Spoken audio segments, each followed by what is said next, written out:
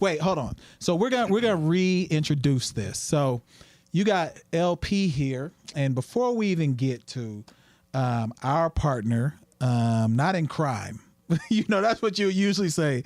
Our partner in law, Brian here.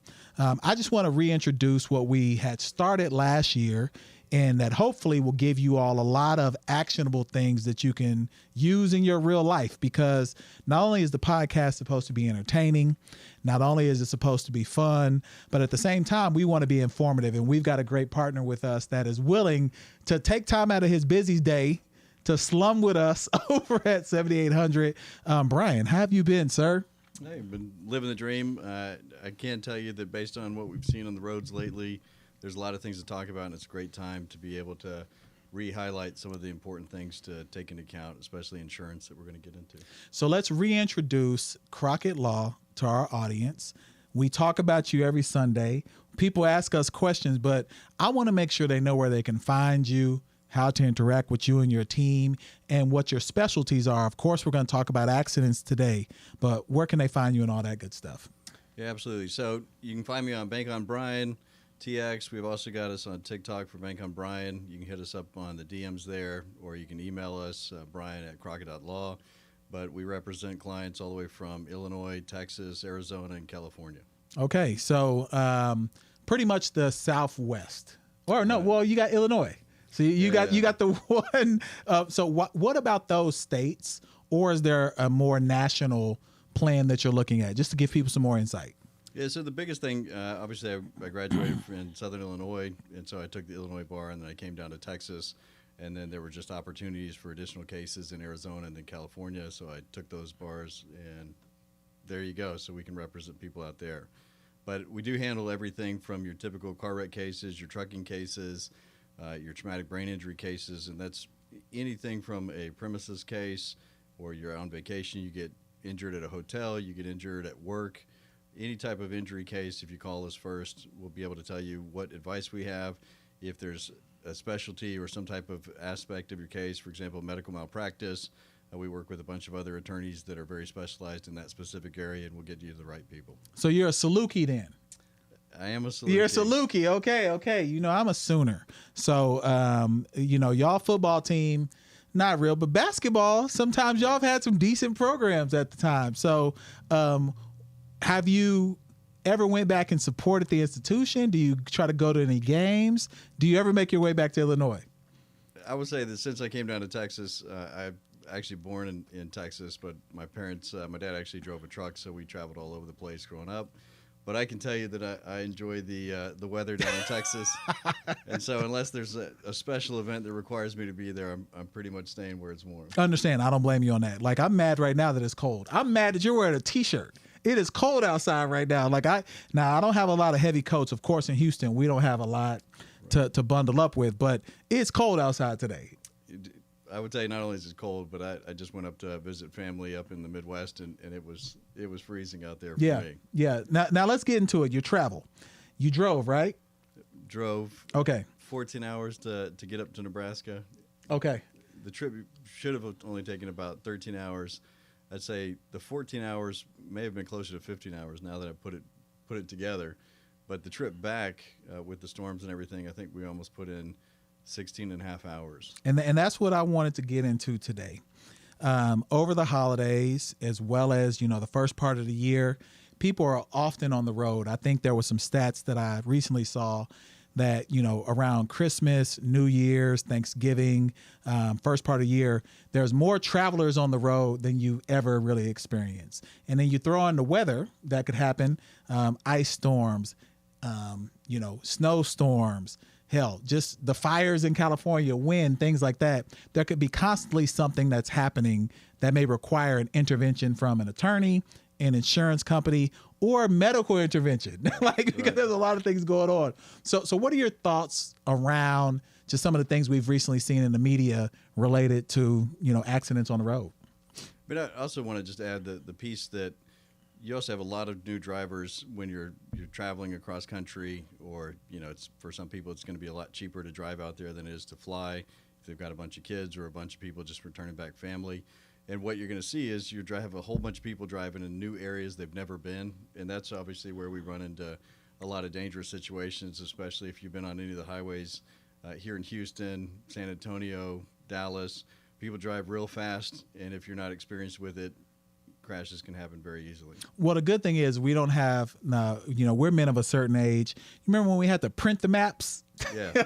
You had to go out and follow the directions. Now you could at least plug in a CarPlay or Bluetooth and you could see what's happening. Your phone can get you anywhere now unless the service is down. So at least that's a positive at least. You'd think so, but so when I was driving actually up to Nebraska, the car in front of me had his light on, the interior light, literally for the entire, several hours before I ended up saying, hey, it's too much coming down. There was too many cars that were going off the road.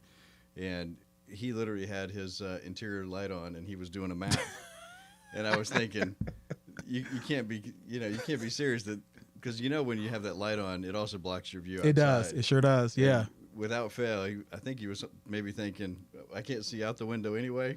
So as long as I follow the map, we're going to make it.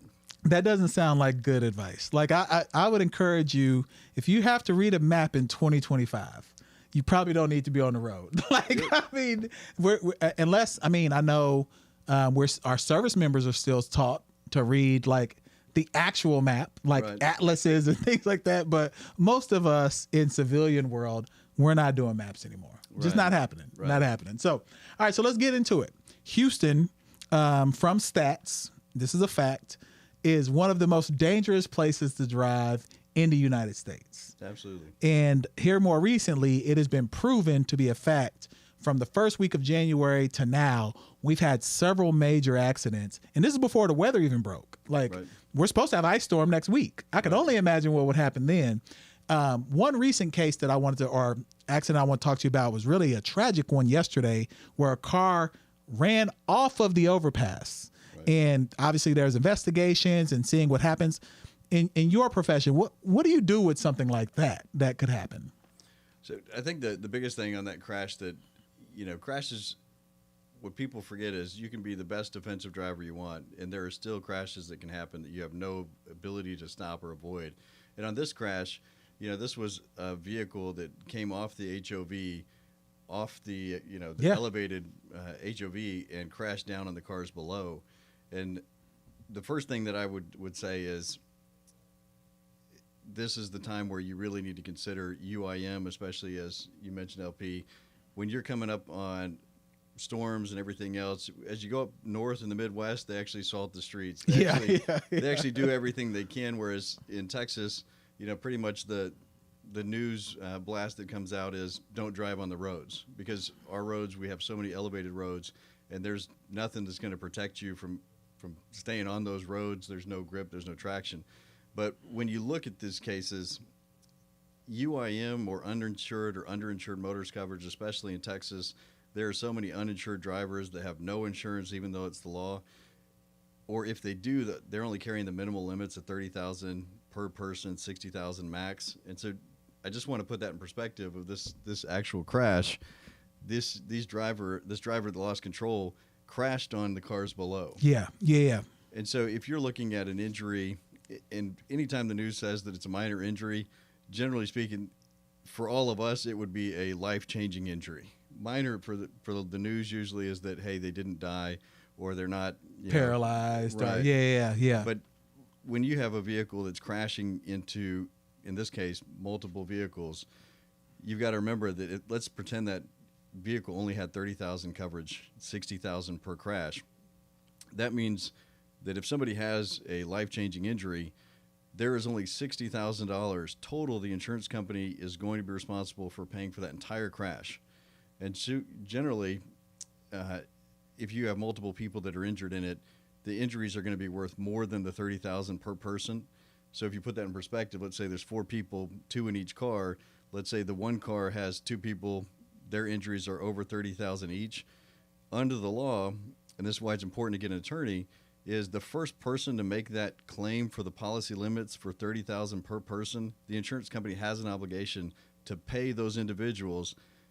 And if you don't have an attorney, you don't properly write that demand and get the policy sent out, when you make your claim, when you think you're ready to make it, the $60,000 could potentially already be gone, and that the insurance company has no obligation, and that you're looking at this driver to go after, and in this case, obviously, most people don't have any money they can collect. The first thing that most of them, if they got their own attorney, would do is that attorney would say file bankruptcy.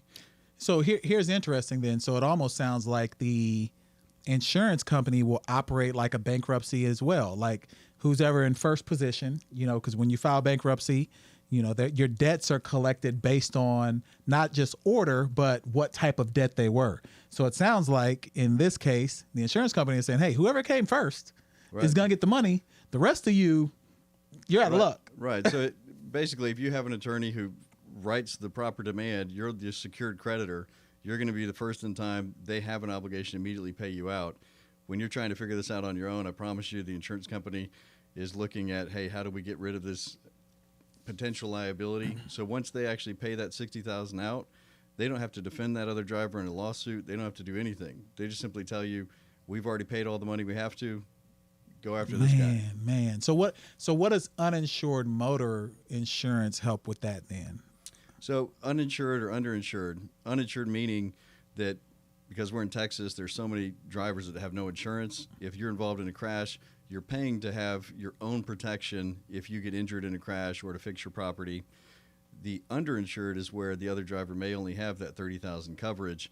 And so once that's been expended, you're able to make a claim on your own policy to kind of be a gap fill to help you get you to whatever amount of damages that you have.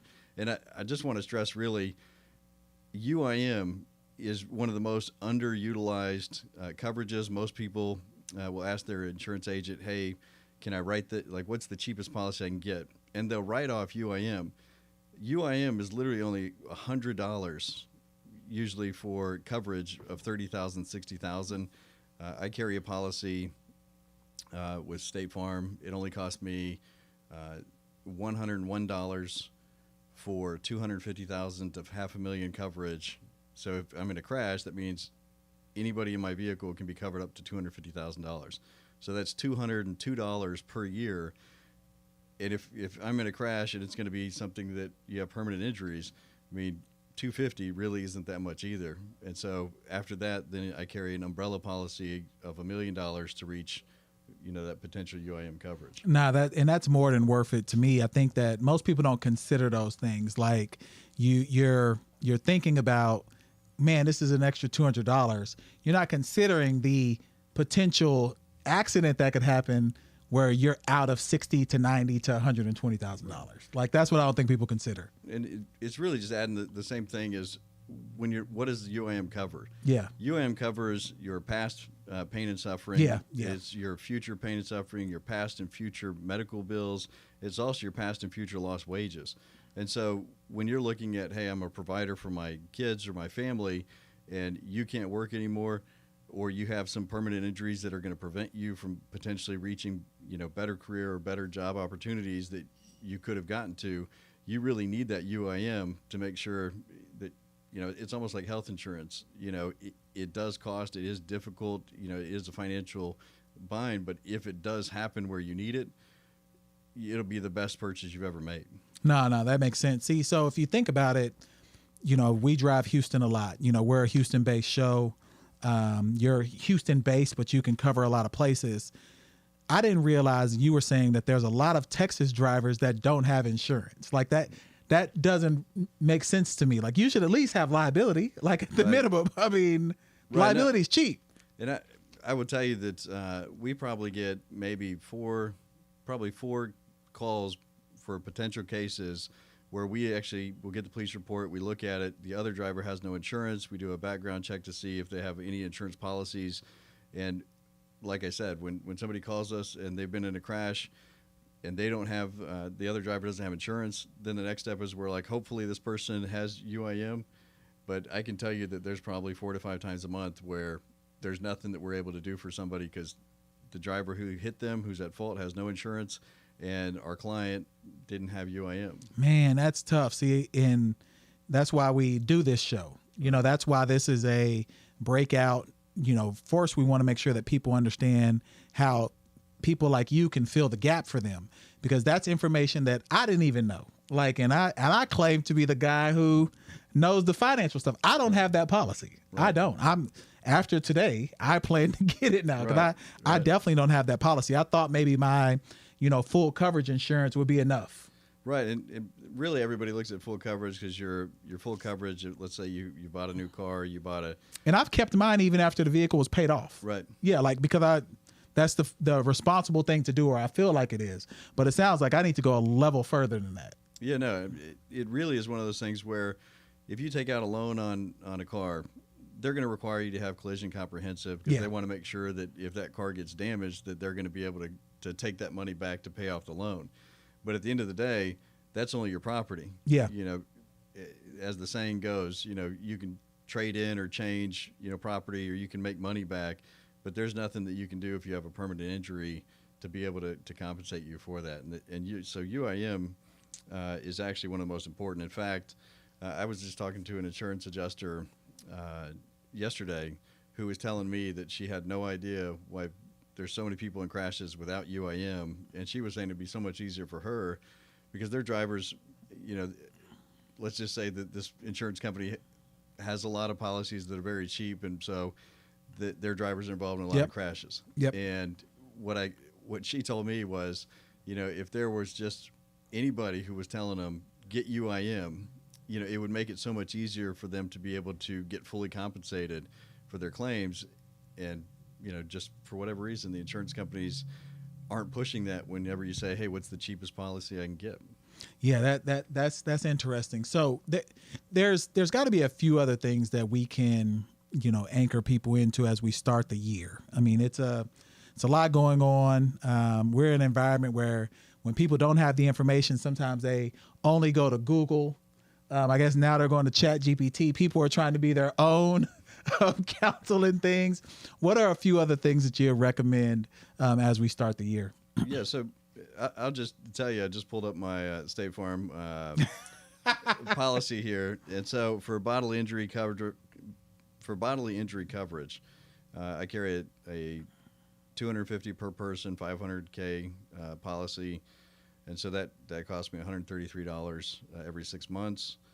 Property damage, so if for whatever reason there's damage to any of the property, not my vehicle or the other vehicle, but let's say it's a fence, or when you crash in the guardrail, a lot of people are shocked to know that the state or DOT will make a claim against you because they want you to pay to fix it. And so I carry $100K in coverage for that. That's $102 every 6 months. I do collision and comprehensive, which is what you're talking about. Another big thing on that is it all depends on your deductible. A lot of people, when they ask their insurance agent, hey, what is it you can help lower my deductible or my cost per month or per policy, and they'll jack up their deductible really high, so where their deductible is almost $1,000. Yeah. And so I keep mine at $250. That ends up costing me another $289 every 6 months. I have emergency roadside service. That's only $2.25 per month, or every 6 months. I have personal injury protection, so that is probably actually low. I only have $10,000 on that, but that's $16 for every 6 months. And so basically that'll help you out with your immediate medical payments. All you have to do is present what your medical bills are to the insurance company, and they'll write you a check for that amount. Okay. And then my uninsured, like I mentioned, is a $250,000, $500,000 per accident. That's only $101.46 every 6 months. So here's my question then. Your firm, will you all be able to help someone navigate that process? Let's say they are injured in an accident. Let's say that they were one of the vehicles, unfortunately, that the SUV fell on, or maybe a truck, an 18-wheeler ran them off the road. You see their policies, you start contacting. Are you able to help them navigate that process? Because it's going to be a difficult time for them. Absolutely. So one of the first things that we do is obviously we collect what policies are available, because any personal injury case starts off with who's going to have the actual financial means to compensate, our client for their injuries. And a lot of times, if you look at the type of insurance company that the other driver has, you look at the type of vehicle they have, it'll give you a good indication if they only have a minimal limits, which is a 30-60 policy. but we'll also immediately collect the UIM information because you want to give them a notice of claim. And there's times where the damages or the injuries are significant enough that UIM will actually pay you before the at-fault driver pays you. Wow. Okay. And so you're looking at the fact that your own insurance company is going to be much more likely to want to help you get through, your own crash. And so having that UIM policy, making the notice of your claim to them early is very important, so that you're not basically having this kind of accordion effect where you're starting to work on your third-party case, which is against the at-fault driver. You want to do both of those concurrently so that your claim will get resolved quicker and you'll be able to get the highest amount back. Now, another thing about it is people are usually afraid of making a claim against their own policy. They always think, oh, that's going to jack my rates up, or that's going to cause, me to, have another financial cost with it. And generally speaking, that's not true as long as you're not the at-fault driver. The entire purpose of the uninsured or underinsured policy is to protect you so you can make your own claim.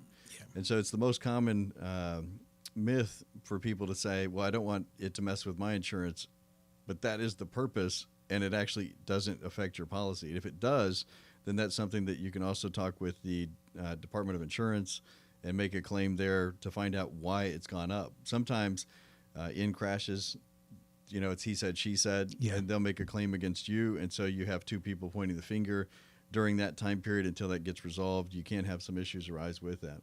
Yeah, I think a common misconception is that you shouldn't use the insurance, because that happens on healthcare, that happens on dental. Like, for whatever reason, people feel like they shouldn't use the insurance that they already pay for. I haven't figured that out, but that is definitely a misconception. So let's get through a few other things. Start of the year, what are some things that you'll recommend for people just as they're, starting to navigate 2025? Well, as you mentioned, as we're coming up, for whatever reason in Texas, we know that it seems like we get the ice as we come into the new year. It does, yeah. It seems like our weather changes, and we all know that Texas, they don't know how to handle any of the ice. They don't know how to handle whenever we get snow on the ground.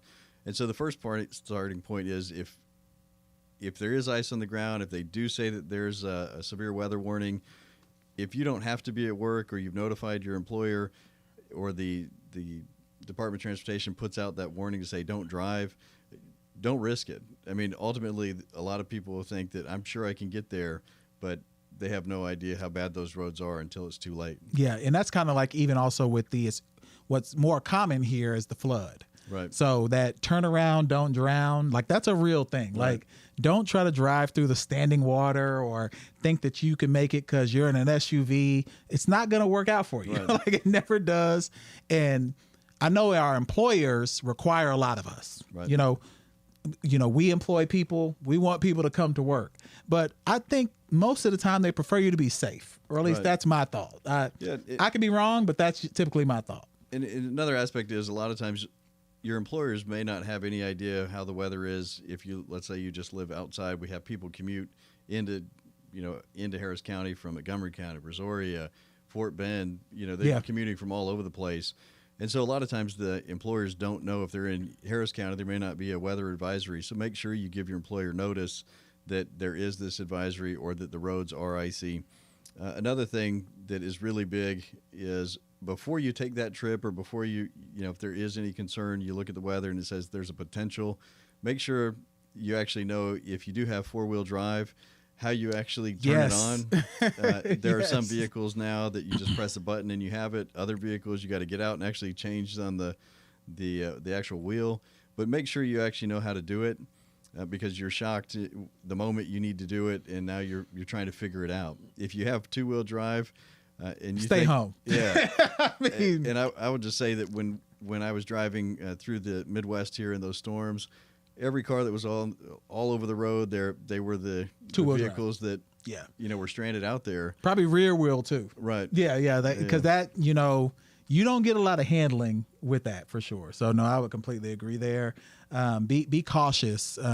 Again, being safe is more important than anything. That's what I would say.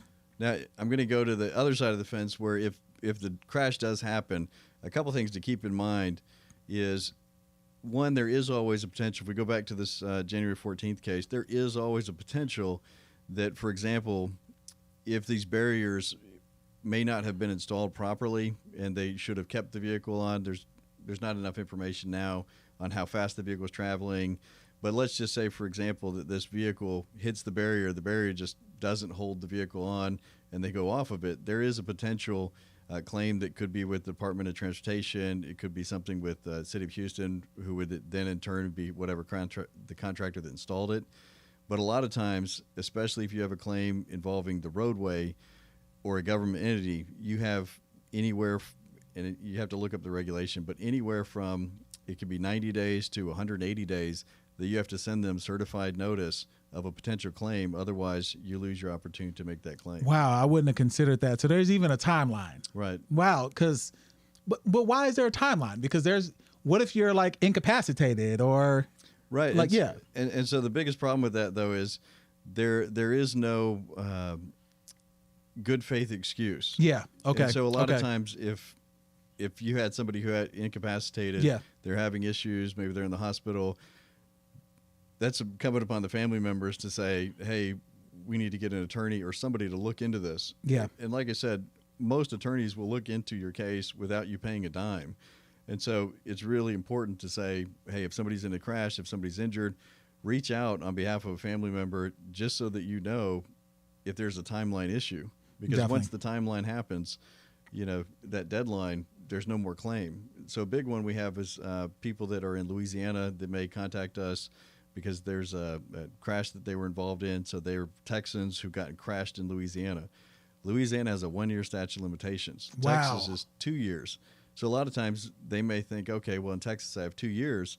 But if the actual crash took place in Louisiana and the defendant's from Louisiana, there's a potential that you may actually have a 1-year statute of limitations. And so we've gotten contacted multiple times where they said, oh, I've got 2 years, and their case is already over because they didn't contact anybody. Yeah, see, I don't even think people consider all of those. And that's why it's really important for, not only one, you being on this platform to share this type of information, because people don't consider those type of things. Like, no one would ever consider a statute of limitation after an accident. Right. You know what they're considering?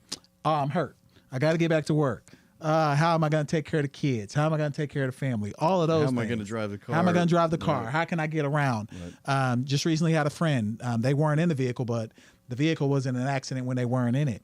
And, they are dealing with some stuff there. Now, since it's not a personal injury, maybe that's not a claim, but it's definitely got them lost wages, out of work, trying to figure that piece out. It's just a lot that goes on when you're in an accident. Well, on top of it, when you're involved in a crash, we've heard about Nissan and other companies where their cars have a sudden acceleration, or the airbags may have not properly deployed, or the seat belts, or the chair broke. Yeah. And so a lot of these cases, you may also have a potential products liability case where the vehicle didn't meet the standards it was supposed to, and you'd be shocked at the number of vehicles that actually don't meet the standards.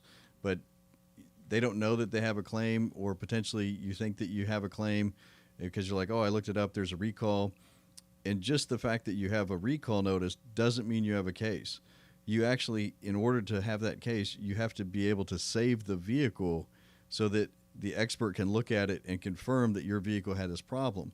And so there's a lot of times people will come to us and absolutely they have a products liability case, but the vehicle's been sold 5-6 months ago or a year ago, because the first thing that the insurance company, if you have collision comprehensive, if it's a total loss, you're thinking, hey, give me my check, and they're going to write you a check, and then they take your actual vehicle, it goes to a salvage lot. If you can't find that vehicle, 9 times out of 10, if that vehicle's gone, you don't have a case anymore. Man, that's tough. Okay, so this is a lot today. I mean, we gave people a lot, and just to let you all know, I'm making the request now to get Brian twice a month. We need to see him in real time, twice a month, discussing things just like this, because I think it's impactful for not only the work that you do, but for the community to hear this. Like this matters. These are things that, as they pop up, as we see more in the media, et cetera. And then we'll also have Simone back as well. We'll get home back for some of the entertainment type things she as has well. a lot more entertainment. No. too. This Yeah. is perfect. But I know that there's a difference between what's happening on the entertainment side Right. and in what may impact us in real everyday life. In everyday life. So this is good.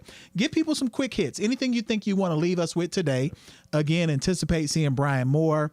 Bank on Brian. You're going to see him on the wall. You'll see him in the building if you come by the Hive.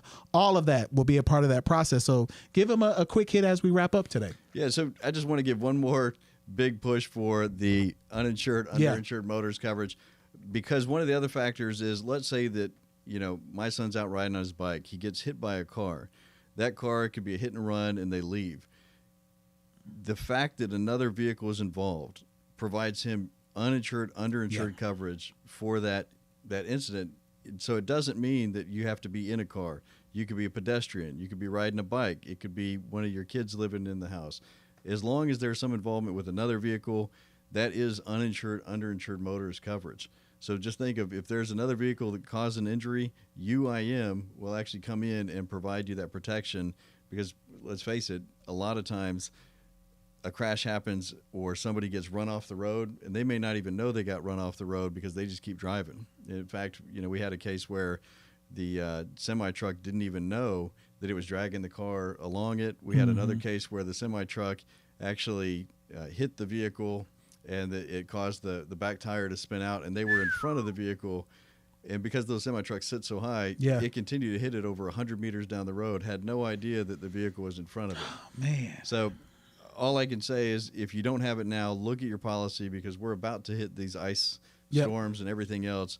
It probably could be the best purchase that you've made for 2025. Yeah, and our listeners in Dallas, we know y'all are shut down right now. Right, like exactly. Y'all are shut down in this moment as we're recording. We know that y'all are shut down. So, man, take away from today, LP is definitely, maybe one of y'all out there might sell this type of policy. Holla at us. Let us know. Like, give me some game on underinsured or no insurance. What is it called? UIM. What is it again? Under or uninsured? Uninsured or underinsurance. Okay, so someone out there, hit me. Let me know. Hit my DM. Hit the Poor Horseman DM. Brian, thank you so much. This has been good today. Let them know where to find you again. All that good stuff. Yeah, you can reach me on Bank on Brian TX on Instagram or TikTok, Bank on Brian.